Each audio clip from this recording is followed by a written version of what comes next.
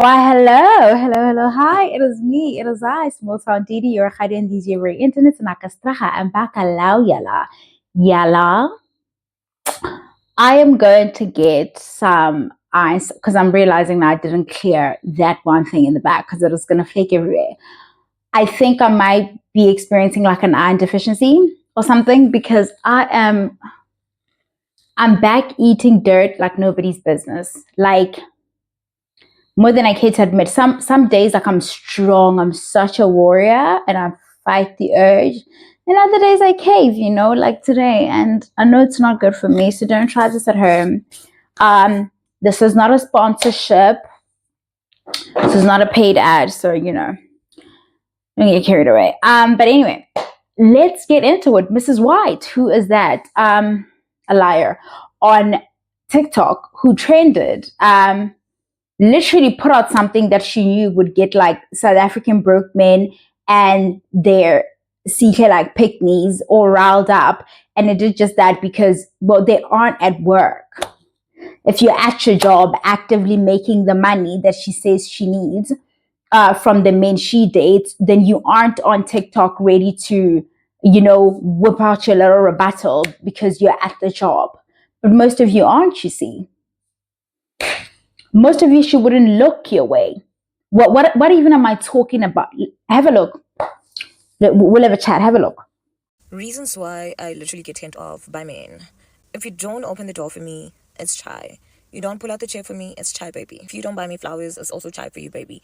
I don't like asking. I do not date men that want me to ask. I date high value men that know what a woman needs. The moment I tell you I'm doing a coffee date or a breakfast date with a friend, it's either you're gonna ask me how much I need or you are literally just gonna send the money.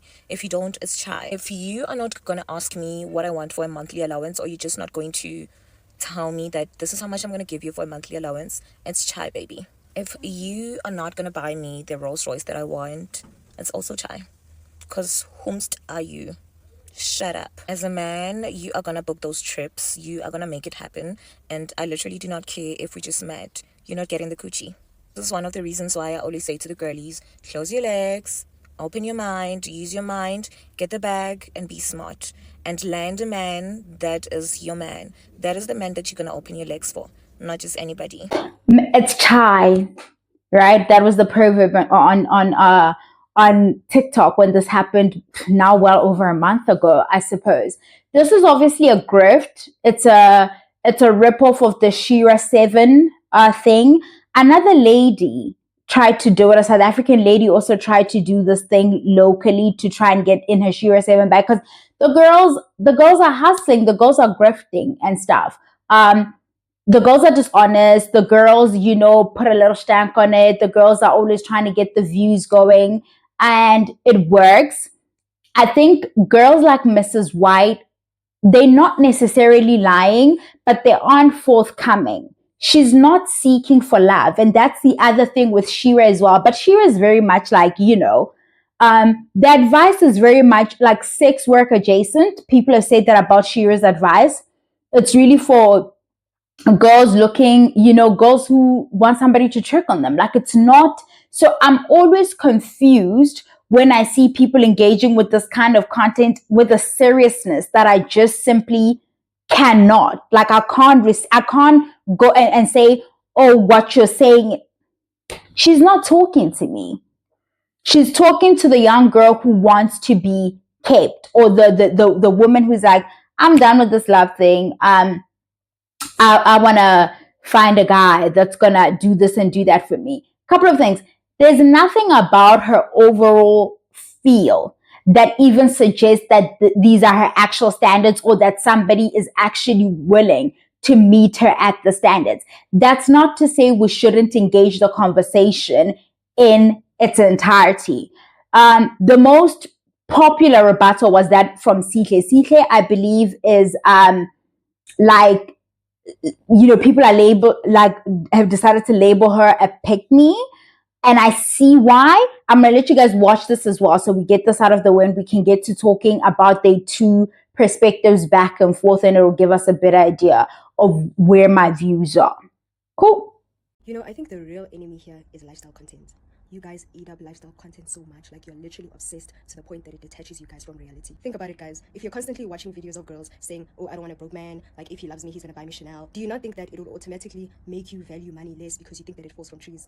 Because the way that they're saying it, it's like it's so easy to get a Chanel bag. That's why you come to reality and you demand Chanel bags from men. And what these girls like to do is that they like to defend themselves and say, oh no, I have my own money, like I work hard for my money. But if you think about it, people that actually work hard for their money would never just unprovoked say a person that can't afford a Louis Vuitton is broke. When you actually work for your money, you're able to sympathize with the next person and be like, yo, this person can afford a car. I know what it takes to get a car. There's credit, there's banks, there's interest, there's insurance. The fact that you have a car says a lot about how you're doing well in life. Also, what this lifestyle content does is that it distorts the definition of love and what love is in a relationship. Love is a doing word, it's an action. It's not a price tag of whether you bought a Louis Vuitton bag or a Mr. Price bag. Guys, do you understand how nice it is to know that a man earns 2,000 Rand? He has to pay for a car, his apartment, send money home, groceries, and then at the end of the day, still buy you a bag from legit because you asked for it. That willingness to buy you something that you asked for, regardless of his responsibilities, is what real love is. And that willingness, guys, is something that money will never buy, and you can never put a price tag on it. When your man is taking you out on a date, it's not that there's money laying around and he has nothing to do with it. There's a lot of sacrifice that goes into it, and that's what you guys don't understand. That willingness to adjust things and to make little sacrifices just so that you can be happy is where the real love is, not whether the restaurant is Starbucks or McDonald's. If you really understood the value of money and how life actually works, you wouldn't make it your personality online to demand things from men. Every day it's I want a man that's gonna buy me this and do this for me. Are you not tired? You will never see girls that understand what it is to work for your money do that, because they know that hey, those things that you're demanding, they're not easy. Instead, what they do is they appreciate the men in their lives and what they do for them, no matter if it's little or it's big, but you appreciate it because you understand. Also, these girls are very smart. They know that they can never get commitment and love from these men. They can only just get money. So what they do is they pervert the idea of love so that you can think that they're being loved and you can want what they have. What's really tight for you guys is sense of reality and common sense. That's it.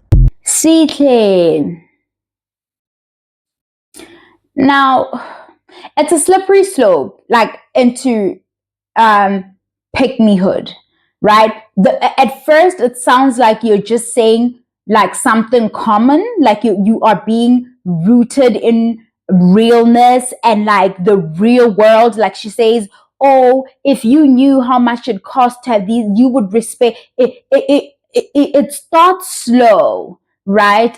Your journey into being a pick me. It starts in the adopting a lot of societal, what you feel are largely held values and norms, and finding a nice way and a nice rhythm to articulate those things, knowing that the bulk of TikTok, and like, because South Africans are simpletons, and the bulk of us are gonna be on your team because a lot of us are raised from like in a very conservative manner. And then slowly but surely your views, because you start to, it's addicting, right? You're addicted to the men saying, oh, my sister, uh, if all the women in South Africa were like you and they would stop fucking these Nigerians for money. Oh, my sister, Sihle for president. So it's addicting. And then now you know that your views need to be geared this way because that's now your audience. You can't now like do a little fucking switcheroo because this is your audience, and your audience is made up of people with like low emotional intelligence. You can never say something that they aren't in agreement with, because the backlash and how quickly they turn on you and their violent nature rears its ugly head, right? So you must now like pander to them essentially and speak to their little fragile egos and be that. It's a slippery slope, and I don't know if she's seeing that's where she's going. First of all, saying to the end there, she's trying to sell you a perverted version of love. What's perverse? Like the thing that was fucked up to begin with is this idea that marriage is some love shit. That's where it happened. The remorse of shit is selling women in particular that this is a union built on love and no longer the transactional nature that is a marriage, which is what Mrs. White is preaching. I'm in no way really like wholly agreeing with either one of these people, but I'll be more inclined the Mrs. White route than I will ever be the Sihle route, because there's all of this in Sihle's tone of like, oh, this man is working hard in this tough economy that we know to be the South African economy, Cyril's economy, By the way, why are you guys calling that man Cupcake? Like that fucking little ragamuffin. Why are we still calling Cyril? Cyril is not there's nothing cupcake and sweet about Cyril. Okay, I'm so fucking mad about the state of things. There's nothing sweet. Cyril's a muffin at best. A savory fucking muffin. Cyril is 4-day-old quiche. This really had nothing to do with that fucking man. Really had nothing to do with him. But okay, Sihle's whole argument is like, oh, and then from the little bit that he has, he decides to do this nice thing for you. You show some gratitude, you fucking bitch. Like, let's account if we're going to apply the norms that she seems to somewhat exist in. For this man to even be able to do all of that, there is unrecognized labor that you perform every day to help facilitate his ability to do most of these things, like go to work. Say you're living with this man, right? Or maybe let's remove the unremunerated domestic labor that most of us are having to perform for these men, but it's not received on the same scale, right? It's not valued at the same. People like Sihle don't see that. It's this man is making this huge ass sacrifice.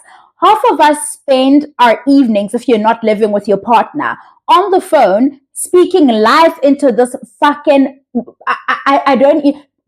Whatever it is, it belongs in a morgue. But like you are having to speak like life into it. There you are having to do like CPR and also be like God and start to build. Oh, Jesus. And then it's a whole mess of a thing. Speaking life in, oh, you're so great. Oh, you're doing so great, honey. Oh, I see you working hard. Oh, you're such a and you're doing all of that stuff, right? That's you laboring, and it's exhausting. So this idea that men are just working so hard, or people are working so hard, and then when women ask the men to give them something tangible, because love is not a thing. Okay, if you're a South African woman, you know it's not a thing. Men don't love us, and I'm not even having this stupid conversation with anybody. They don't. The relationships in nature are transactional. Whether we can discuss what that transaction is, but the idea that us wanting something is us ruining, like the idea of love. People mine us for our labor. Like the transaction is already happening. It's just you are deciding as Sihle to call it when it's time for the man to do his part of the when it's time for you to send me whatever it is that I need in return for what I've provided for you. Now we want to talk about what's what's the perversion, like what's being like, oh, they're messing with this and Mrs. White. Men don't give a shit about any of this shit. Men know when they get with a woman like Mrs. White, they understand that just sitting next to her, she said all of this to us now, right? And fine, we can decode and work around it and see, okay, ma'am is lying. Ma'am is actually not living large. Ma'am is actually just getting by like the rest of us. She's probably like an adult stay-at-home child, like hello, but like she's trying. This is her grift, right? If we take that away and we say people believe this to be true, and some people might believe this to be true about her, any man that's now seen with her from this point onwards is, without opening his mouth, communicating something to the broskies, because they're always communicating something to the gents. They don't care. Men love each other. Men perform for each other. Men, listen, the performance is always for other men. They don't give a shit about you. This is why you can take from them and not feel shit. Okay? Because they are taking from you. Believe it or not, you just haven't placed enough value on whatever it is has been taken from you, because you value money over whatever currency that is your very presence in this person's life. Mrs. White, after saying what she says, seen sitting next to some guy, people are already looking at that guy like, oh, great man. They're already looking at him like, oh, okay, that's who he has. And they make assumptions about him. positive assumptions about him. He now can like command some kind of respect with a certain sect of men. Some men may seem as a simp, like, oh, okay, men who've been able to decode that man or girl is just putting it on, like it's not even those kinds of men, yeah. But those aren't even the men that he's trying to twirl for. The ones that he's trying to impress, they will be impressed, right? Furthermore, other women who now have this perception that Mrs. White is this girl, they now want to be like that man. They now want that man because they're now operating under the assumption that, oh, she has this and she has this. The natural assumption is it's provided for by this guy. This guy is why she can, and I want him now because I also want those things. I have a friend like that. Being seen with her bumps up any guy's chances in the dating pool. It bumps up like the kind of baddie he can pull, right? Because she has a reputation. Or people, she's perceived a lot. People think they know what's going on with her and they make all kinds of assumptions about her. But when after a guy's been seen with him, his stock goes up, right? He gets better pickings now because he was seen with this person and people are like, oh, that girl likes this and she likes that. And if you can't give her this and you can't give her that, you can't be seen with her. It must mean guy can provide this. That's currency. This person has now bought himself into a sphere, like by you. You're the currency he used to purchase like the next woman or access to the next battle or other men as well. Now we're like, okay, I think I can maybe like, his pockets are sitting right. Maybe I can hang with this dude, maybe he won't be a leech because if he's with that girl, it's all a game. And I don't understand why the game becomes a problem when the girls want to attach money, actual chunk, when the girls decide that my presence is 5K, okay? My vagina is 20K. Once the girls start to want to put those numbers there, it becomes a problem. But the transaction was already happening. My very presence was, what are we confused about? These people aren't talking to us regular degulars who want to do the struggle love shit and be with some dude who the moment he gets on, he buys himself the girl that he actually wants to be with, right? Because that's what they do. People like Shira, people like Mrs. White are necessary for a certain kind of girl. I said it. There are lots of pretty girls around here who get used. A girl like me, and by the way, I need for the average women and like women like me, like average looking, but even if you're not average looking, but you've never pulled a certain type of dude. There is no course or training that you are going to attend that's gonna like, there's no glow up to be done where you find yourself in these spaces where you're pulling. They're gonna play you. They can tell you don't belong in the space. Your imposter syndrome is loud. It's not even something you're experiencing like inside Pagati or by yourself. It's like you look out of place. Okay, I know your little heart is broken and you're like, oh my God, I no longer want to get used by men. I'm going to start doing this. You don't have it in you. All the women I know that can play this game have always played this game. It's come naturally to them. What we say where I come from, we get pa da, vano pa da, yazilo zewe, le do shela le do wala. There's no score. This is the grift element of it. Mrs. White cannot sit you down and teach you how to be a fucking hoe. Do you understand what I'm saying? That shit is a calling. Do you understand? People are naturally hoes. Yeah, that's why some of you need to stop disrespecting other people's craft. Right? Oh my God, I'm just gonna quit this and be a stripper. Can you strip, bitch? Because that's entertainment. You're aware, right? Like you need some athletic ability to stay up on that pole and hold yourself up and have some discipline about what the fuck you're gonna eat to stay in shape, right? do all that gyrating? Are you that coordinated? Can you do all of that? Stop this. It's not. Listen and listen to me well. Sihle is doing too much. Don't listen to Sihle. And don't listen to Mrs. White. Listen to Rahadi, actually. If you're gonna listen to somebody, listen to your Rahadi on the internet. I'm not about to lead you astray. Both these people are grifting. They like deep in their grift bag. And I have more respect for the sprinkle bag than I do for this one.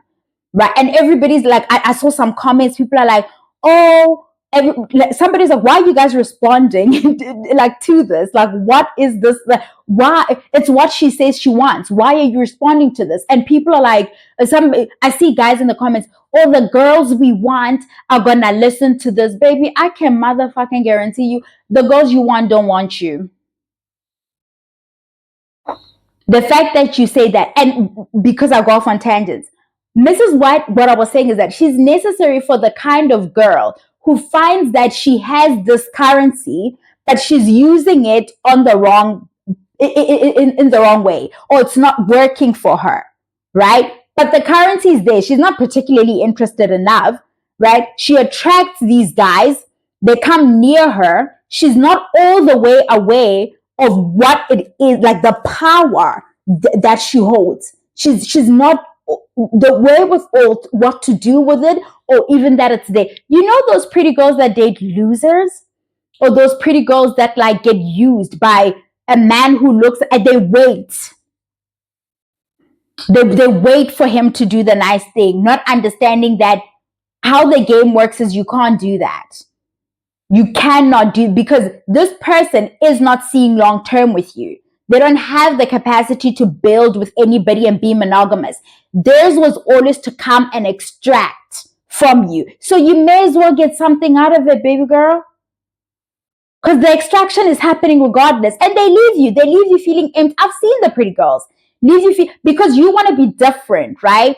You want to be a little pick me pretty. You want to be different from the other like pretty girls who decide that they're going to be bad bitches and get what they must out of these situations since they're going to get used anyway. You feel if your approach is, oh, I'm not like the others. I know I'm like pretty and I could like, get stuff for my pretty, but I'm choosing to show you that I'm a good woman and I'm going to be, you're going to get played. You, my darling, are going to get tossed the fuck around. There are no rewards for that behavior. Okay, I've yet to see an award ceremony for clowns. There are no Oscars for who was the best clown this year. There's no shit like that. So stop playing yourselves either. That's another like form of being a pick-me. Don't do that. Don't be naive thinking that's going to get you treated right. You're going to get done the fuck in. Like the rest of us, average looking, fat, ugly bitches. You're going to get done in just as well. Then you're going to be sitting here wanting like advice from, because I'm fat, right? So I must have some fucking wisdom about me. And then I'm going to be like, oh my God, Prain, he's so wrong for what he did. Girl. Seriously, Sihle is a pick-me, by the way. Just if anybody's wondering what my take is on that, she's a pick-me. It's the beningings of a pick-me. This is the origins of it. And we're going to see it go. It's like, what's her name? Is it Diana or Dana? Somebody on TikTok, an American TikToker. It started off like, but like if you were listening with a particular ear, you could hear that, it's going to go bad, and it's going to go bad really quickly. And it did.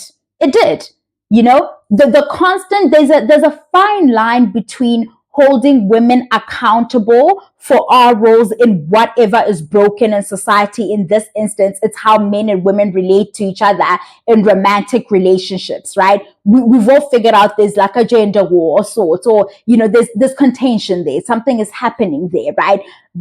And often it's all of this, but women don't hold each other accountable. There's like a fine line and a slippery slope between calling out your sisters for something they're doing and then constantly trying to call them out to a point of overcorrecting because you don't want the men to say you're biased and you're not holding the women accountable. That's Sihle. That's the slippery slope that it starts like, I'm going to hold the women accountable. It's a patriarchy, bitch. If it's broken, trust me, it's not us. Like, what are you even on about? If you know how it is to pay for a car, you wouldn't go to another person and then ask them to do this and that. You would know that it takes have you seen how easily men extract from us? They don't even perceive our labor as labor. And I guess we do that as well. Have you seen how easily a man takes from you? Washing the dishes, washing his clothes, cleaning up after him, helping him change his CV, if it's that, helping him with his social media, if he has a business and he's online, helping with his admin. The ease with which they extract that labor from you with zero guilt, with zero, how much does somebody get paid to do this labor as a job? Like, how much is the average wage for a maid? They never apply themselves that way because they're deserving. They walk around in deservedness, like that's their existence and their aura. So when they take from you, they feel like, first of all, they don't think they're taking. That's the ease. That's why I'm like, when she's like, oh, this pervert of society. The first thing that was broken is people acting like what our gender norms, especially the roles that we're asked to perform, like those things are laborious in nature. That was the first scam. The scam is not or they're ruining the concept. Love is so fucking stupid. Like, I don't even know what, and this is coming from a person who loves, like, me, as my friends, especially in friendship, even in family. Like, I'm a person who falls in love with a person. Like, I adore my friends, and I show up in a very particular way for the people that I care for. And to the person who's not as invested in this person, it looks like a lot of labor. And to me, it just feels like I'm trying to tell this person that I love them. Do you see what I'm saying? But it's still a transaction of sorts, guys. It's never not that. Miss White is lying. Miss White is really trying to get her bag up. And so is Sihle. Truly. That's all I have to say on that. I've been repetitive, but you get me. Bye.